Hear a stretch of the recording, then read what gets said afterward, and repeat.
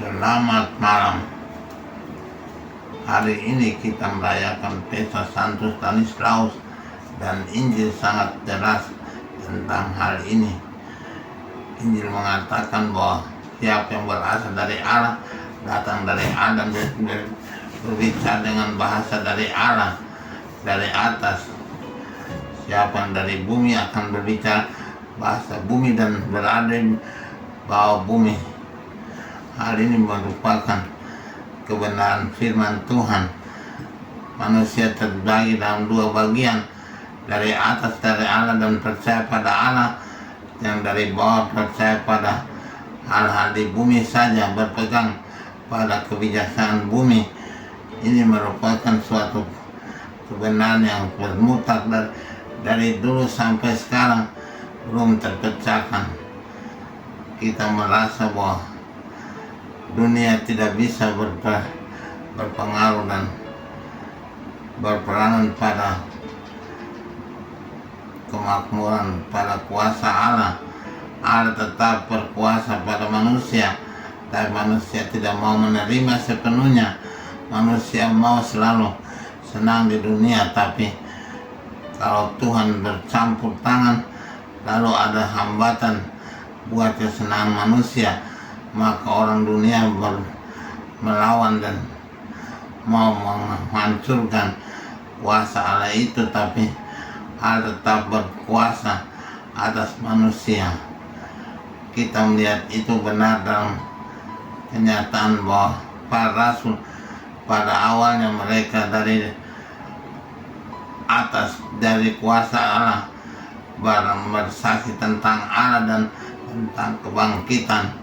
Tapi lalu mereka ditangkap dan dibunuh, merupakan suatu bagian yang benar-benar menegangkan dan membuat manusia merasa bahwa Tuhan tidak berpihak. Tapi Tuhan tetap berpihak. Dalam kenyataan beberapa kali Tuhan bercampur tangan melalui para malaikatnya, dan para rasul yang ditangkap dibebaskan. Hari ini kita melihat para rasul diadili di hadapan mahkamah agama. Mereka disoal jawab, tapi para rasul tidak menyerah, tidak takut menghadapi kenyataan itu, dan mereka tetap mengajar Yesus, bersaksi tentang Yesus yang telah bangkit setelah dibunuh dan disiksa oleh orang Yahudi. Hal itu menusuk hati mereka, sehingga mereka benar bermaksud untuk membunuh rasul-rasul sebagai orang-orang dari Allah. Dan pada hari ini kita merayakan Santo Stanislaus, uskup dari Krakow, Polandia, yang dinobatkan, diangkat, ditabiskan uskup pada tahun 1072. Dia juga mendapat susah karena raja waktu itu dia berbicara terus terang tentang raja yang tidak berpihak pada rakyat dan hidup senang-senang dan beramoral dalam tindakannya. Raja lalu marah dan berniat membunuh, bahkan mengutus 2 pembunuh untuk membunuh Stanislaus. Tapi 2 pembunuh itu kemudian tidak mampu untuk mengangkat senjatanya karena uskup yang sangat lemah lembut. Akhirnya raja sendiri turun tangan.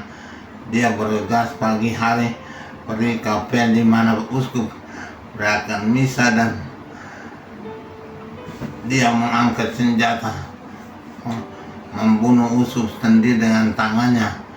Itu kejam yang tidak terbatas.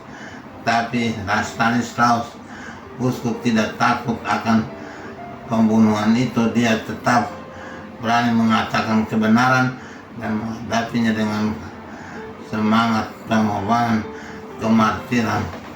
Akhirnya Stanislaus dibunuh dan menjadi martir untuk menyaksikan bahwa yang dari Tuhan tetap kuat dan kuasa, tidak takut akan mati.